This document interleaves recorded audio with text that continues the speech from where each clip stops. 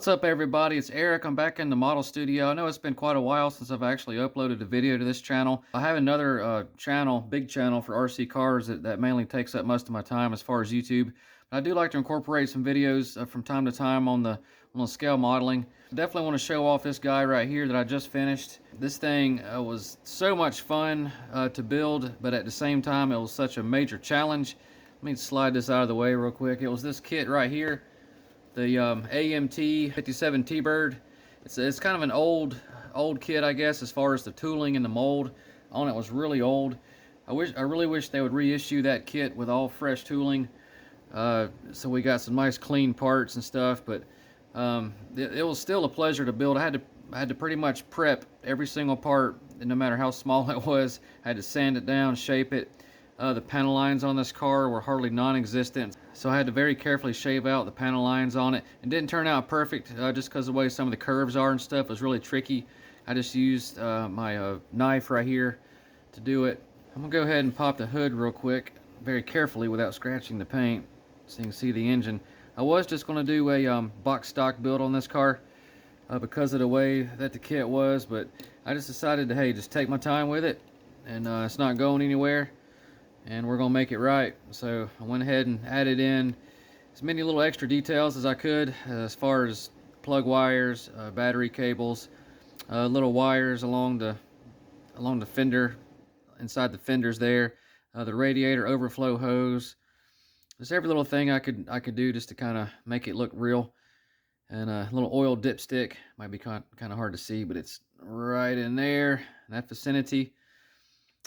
So overall, I mean, there is enough detail in this kit where you can really make it a nice realistic looking kit. I did add seat belts to the interior. It may be hard to see in there, but there is red flocking powder for carpet that I added. And see if you can see get it in the light there for the dash. Did hand paint everything on the dash. There was some decals for the tachometers and stuff, and speedometers I went ahead and added in. And then painted that two-tone with silver and red on the dash. Turned out really cool. The seat belts, the ones I have are black, so I ended up just painting them red afterwards with a flat red, so it looks more like cloth. So it just turned out really nice. As far as the panel lines, I have some guys ask me what I use for that. Most of the time, let me grab my marker here. I will use one like this that I just basically pick up at a hobby store. This came from Hobby Lobby. This is an artist pen fine liner.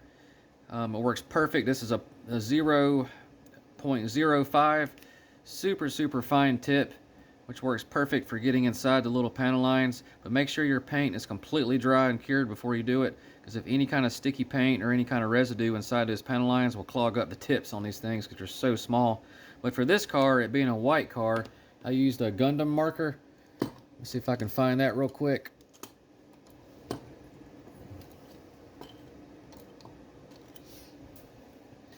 Yep, this right here. Again, I picked this up at Hobby Lobby. It does have a very fine tip. It's probably a 0.05 like the other one.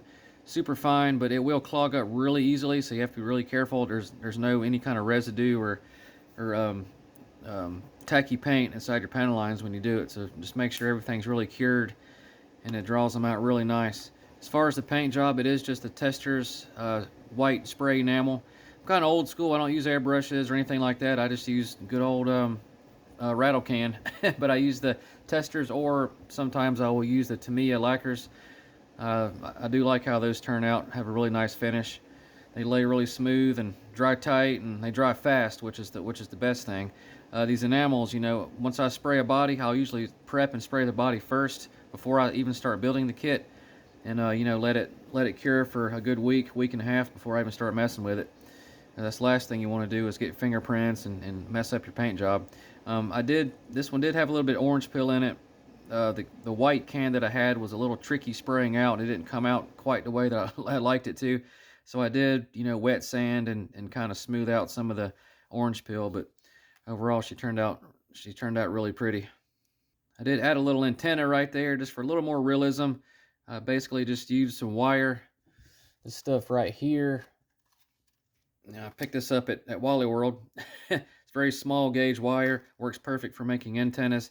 As far as the base, I just used a little piece of chrome sprue that looked like a perfect little base, and used a black marker on the bottom to make it look like a rubber seal, and it worked out really nice.